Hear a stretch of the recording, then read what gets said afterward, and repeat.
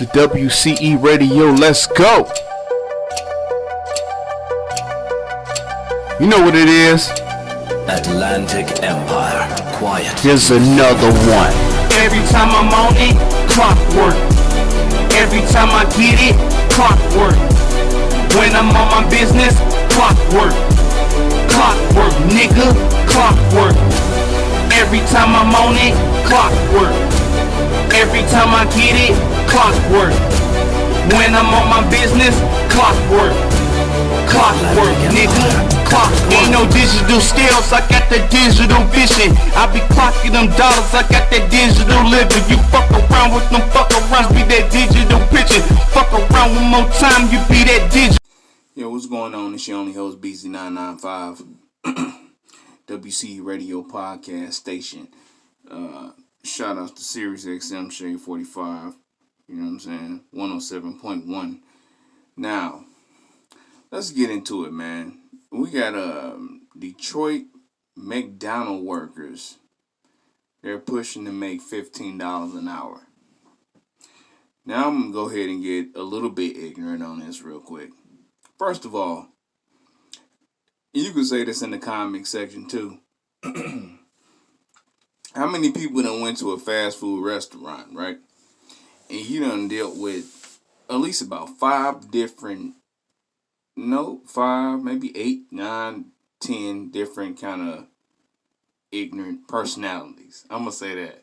Because it's like, and then on top of that, they make you pull up to the front of the building and make you wait for another 20 minutes after you took 3 minutes, not even 3 minutes, probably 2 minutes to order what you wanted. Especially if you got 1 or 2 people in the car with you, right? So that right there will let you know if they deserve $15 an hour. $15 an hour, man, like, I don't even know any real manufacturing workers that make that much, to be honest with you. Like, that's impossible. How can you expect for that much money to go on your paycheck if you're not even giving $15 an hour service? Like, it don't even make sense to me. It's like you just begging for a problem, or you just looking for something you don't deserve. Other than that, man, look, let's address the situation real quick. The internet been going crazy, right? And everybody know about the King Von situation and everything like that, right? And now they saying that Lil Durk is like a death curse. Sorry. It's a lot of crazy people in this world, but having a death curse is unknown. We heard Charleston White say something about him being a gatekeeper of Satan's souls or something like that. Let me tell you something.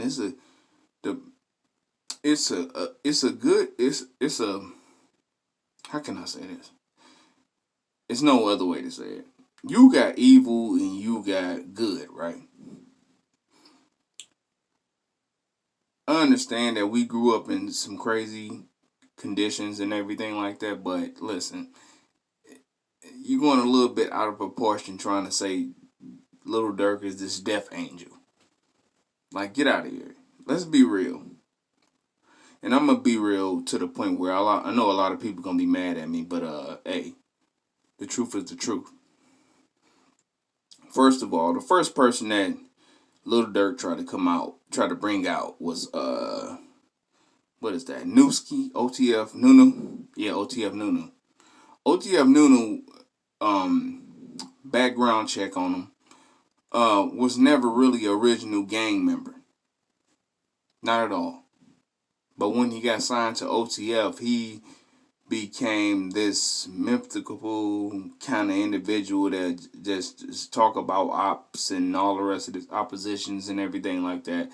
And people didn't know where it was coming from, but when they started to realize like who he was signed to, who was his co-signer, and who was the person that was like pressing the buttons on him, it was like, oh, okay. Oh, so now he's with Durk. Now he with OTF. Now he gangbanging and he disrespecting the other side now, huh? But what I don't understand is this right here.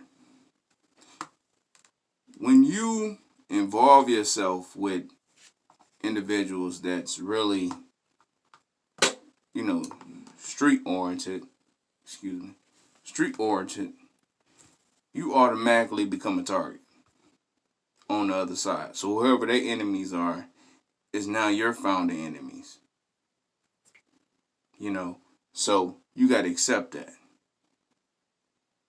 That's how the game works. Until then, I'm going to get back to it. Let's get into, shout out to Sacramento. Shout out to California in general. Let's get to, number 9 with, I Did Time. I did my time. Let's say that right. Number 9, I did my time. Let's get it, man.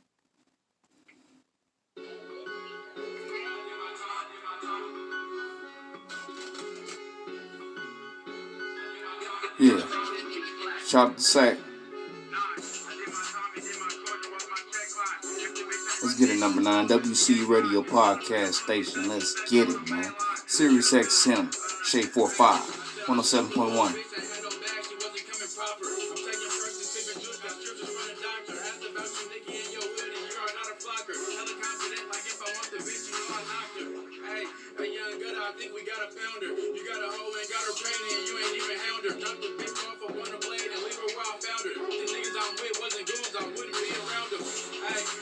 Let's go. WC Radio, man. You know how it is, man. We break records over here. WC Radio Podcast Station, 107.1, Sirius XM, Shade 45. And another one.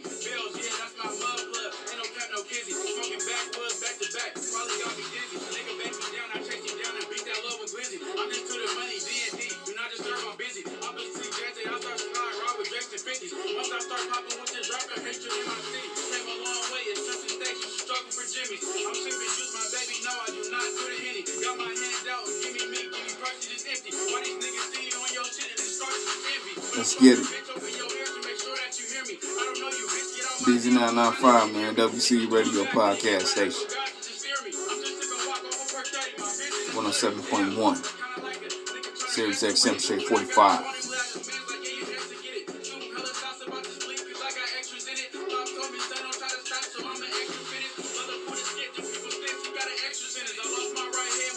Let's get it.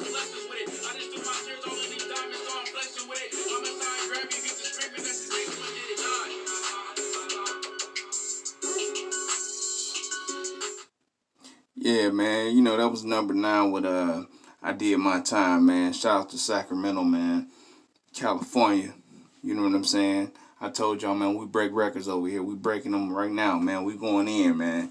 You know what I'm saying? And you already know how it go. You know what I'm saying? After that, we're going to, you know, let me get back into this old Dirk Curse situation real quick, man. First of all, let me say this. Like I said and say, I did my homework about Newski, OTF Nunu. He was never an official gang member. He wasn't even known by anybody, right along the police department. He affiliated himself with Dirk, and then he decided to be the mythical killer of all of a sudden. And then, you know, certain people from the other side started to realize that and was like, oh, that's why you're doing it. And, you know, the secret came out that was Dirk's cousin. And, you know, that was, he created his own destiny. Let's say that. He created his own destiny. Now, people were saying that King Von, they brought his name up. And I was saying this right here. First of all, it was tweets going out from Little Reese. By the way, Little Reese's condition is official. He's blind in, I believe, his left eye now, due to the fact of the gunshot wound. I'm glad he made it out. He's breathing. He's still alive. Far as his condition, I'm pretty sure he can get better due to the fact of the finances and everything like that that's going on that he have. You know what I'm saying? He can, you know, it can work out for the better of him. But let's get to it. Little Reese actually did a tweet saying that he was going to beat up Quando Rondo. That's the rabbit out the hat right there. And King Von, being who he was willing to fight for anybody that was like repping for the side that he's on. If you get what I mean. If you're from the hood, you know the politics, the gang politics and everything like that. You always got that one that's that firecracker that's willing to go in for the team. And sadly, like I didn't say, man, about Tupac, the same thing with King Von. He was too much of a good friend. If you know what I'm saying? Too much of a good friend. Your friends can put you in bad situations. Your friend can put your emotions in a terrible situation. And then next thing you know, you're looking at a person that you was cool with. And you knew they people didn't play about them. You know what I'm saying? But I guess you felt like a punch was better than a bullet getting thrown at them. But any harm their way, whether it's a punch or a bullet, they have to defend the major player on their side. So, to that to be said, that those two put themselves in the situations where they couldn't get themselves out of. And they lost that fight. So, lay off dirt. Other than that, man, we got, what's this? Meek Mill denied Rick Ross to be, seated in his section. I guess it was some club or something like that. I'm going to say this before I play the next record, right? I always thought that Meek Mill would outshine Wale. He outshined Gunplay. He outshined a lot of acts that was over there in MMG. Why? Number one, he was young. 2, he was hungry. 3, coming from nothing, you're gonna outshine a lot of people that's already been tapped in. You know what I'm saying? But we're gonna get back into that. Let's go ahead. Let's get into Rado Boy with a Knockdown. Yeah. On WC Radio Podcast Station, 107.1, Shade 45, Sirius XM. Let's get it. Rado Boy with Knockdown. Let's get it, man.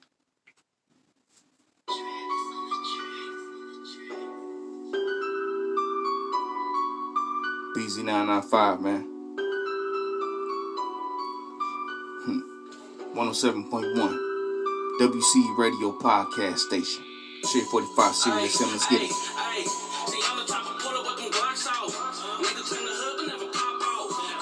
Yeah. Let's get it.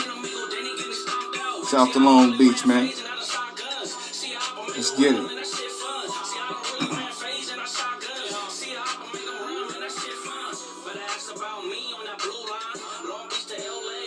Let's get it.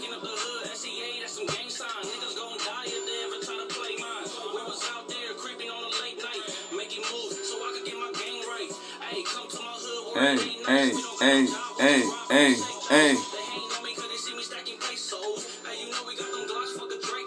Let's get it, man. WC Radio, another one. Podcast station, Sirius XM. Shade 45, 107.1. Tune in tonight. Let's go.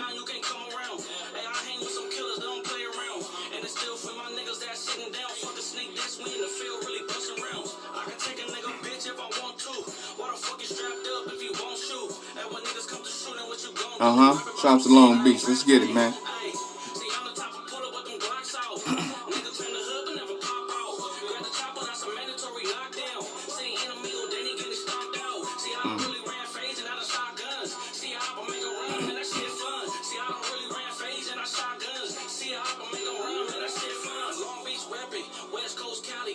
Shout out to Long Beach.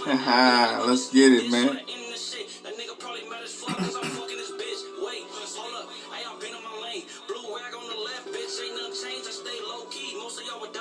Rado boy.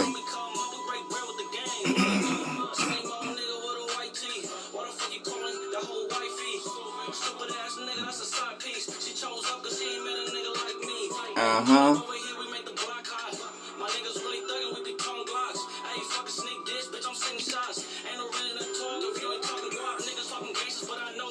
Let's get it.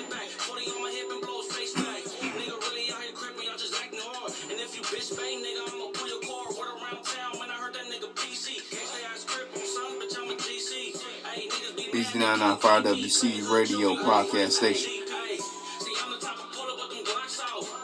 Sirius XM Shade 45, 107.1.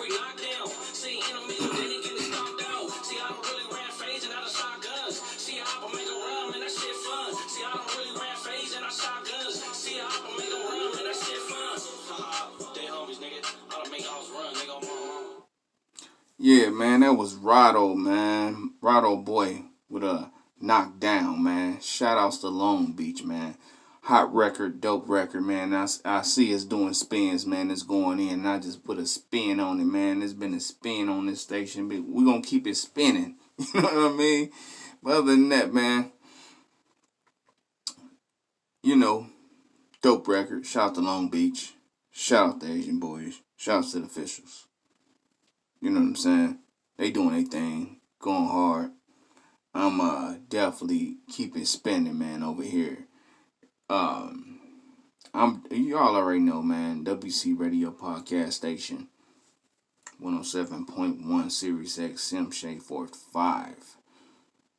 You know, we're gonna go ahead and keep it going though. We're gonna keep it going with this news just came in. You know, I'm still going on that Meek Mill. He denied Rick Ross to come into his section. First of all, like I said and say, man, Meek Mill, to me, was going to be a bigger star on MMG regardless. He was going to be bigger than Wale. Wale had his own lane already, but Meek Mill was more hungry than Wale. You know what I mean? And then with the Rick Ross situation, he was going to take over his shine too. But Rick Ross had bigger mindsets, you know what I'm saying, beyond the music. Meek Mills was just on one, regardless. His talent speaks to itself. His talent speaks for itself, regardless, and it always have, because that's what kind of person he always been. You know what I'm saying? If you've been a Meek Mill fan, you already know about the Flamers mixtape series. You know what I'm saying? So he been doing major things, regardless. You know what I'm saying? I feel like that the MMG situation, the Maybach Music situation, was just a cherry on top. I believe it should have. I believe it should have been signed to a record label a long time ago. But he finally got his shine. But to me, I feel like that when Rick Ross signed Wale and Meek Mill, I think he should have did it separate, like dead serious. He should have just did it separate, because Meek Mills was like in a total different lane than Wale. Wale was more R&B and hip hop. Well, R&B and rap, I should say. And Meek Mill was just hip hop in general. He could have got on any record with anybody, and y'all hear it right now as the records keep getting spinning and they keep getting produced and put out in these different outlets and platforms and everything like that. That Meek Mill was a bigger star than Wale, because Wale, we haven't heard from Wale in a minute. We constantly seeing Meek Mill, you know, on the radio stations, on everything like that. You know what I'm saying? But I feel like he didn't invite Rick Ross to the section because it was like, there's probably some personal business with them, because as you can see, Meek Mill is not riding that MMG train anymore. He got his own thing, the Dream Chasers. And the Dream Chasers, their artists sound way better than the Maybach Music could ever put out with any other artist. Like, dead serious. Meek Mill is grabbing people from the gutter where he's from and around the world and putting them in position. You know what I'm saying? And not only that they're like artists that been had music out, but they young dudes. You know what I'm saying? They young. When they young like that, it's a respect. The respect level is different from Meek Mill and Rick Ross now, because Meek Mill is giving individuals a chance that the world's saying they don't have a chance, and giving them a chance to do something with themselves. Rick Ross nicked and picked around the cities of who was hot, who had the most music out, who was doing more moves. Meek Mill was picking out individuals that he probably heard on the rap corners and everything like that in different cities and putting them in position. That's why the respect level is different. You're not riding a coat. Meek Mill is not riding a coattail. Rick Ross is riding a coattail. You get what I mean? He's riding a coattail. You can't ride a coattail and then say, oh, I helped push them. No, you didn't. They was already pushing themselves. You know what I'm saying? You got to get them while they fresh. You know what I'm saying? Well, you got to get them while they fresh. Like straight up off the rap corner. Probably got a song out on SoundCloud or something like that. And then you probably got put on through them from somebody else. And was like, yeah, that's the next one. All these dudes that's artists signed to major labels and then they starting their own labels like partnerships and stuff like that. I ain't mad at the partnership. What I'm mad at that you riding coattails. You riding coattails. And when you ride coattails, you don't know who you signed. You probably signed a dude that made 2 or 3 songs for a good 4 weeks and then everybody got tired of them and then you wanted to drop them. You failed. But you didn't fail with Meek Mill. You kind of failed with Wale, though. For real, Ross. Like, you fell with Wale hardly. Meek Mill just took off beyond MMG. Like, everybody in the world knew he was going to do. His mixtape series is legendary. Legendary. His Dream Chaser series is legendary. He started his own label with a series. And to be honest with you, it's supposed to have been like that. And the way I look at it, it's like Meek Mill is a bigger star than Rick Ross could have been. Ever could have been. Like, for real. Rick Ross had his run, but Meek Mill got his golden plan, and it still played it. And he's still relevant. You know what I'm saying? We haven't heard a Rick Ross track, a hot Rick Ross track that was worth listening to in a while. That's how I really feel about that. You know what I mean? So, I don't know. I don't care what anybody else feel like. That's how the way I feel about it. Dead serious, man. And everything that's in the console, bro, it's Meek Mill is still the hottest individual, regardless. The way I feel about it.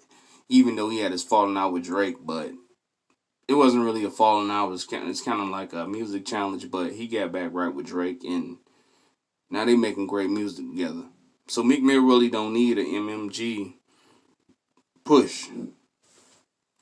He curated his own push, Dream Chasers. So when you ignore the person that's quote unquote kind of put you on, I mean, I can't really say he put him on. Meek Mill knew T.I. before Rick Ross. And T.I. is a way bigger star than Rick Ross. So it's like, he already didn't need MMG, but it was nice to see him ride, you know what I'm saying, be on a team that can really put him in a situation where he depend on nobody else but himself. And he was hungry. You know what I mean? The hungry individuals in this music industry are always the ones that last longer. They always last longer. Those are the ones you see when they get gray hairs and everything like that, because you want to know why they put in so much work to the point where you're going to hear him for the rest of your life. You're going to hear him from the beginning of his career into the end of his career. You're going to hear songs that you didn't hear from Meek Mill, and you're going to hear it in the future. You get what I mean?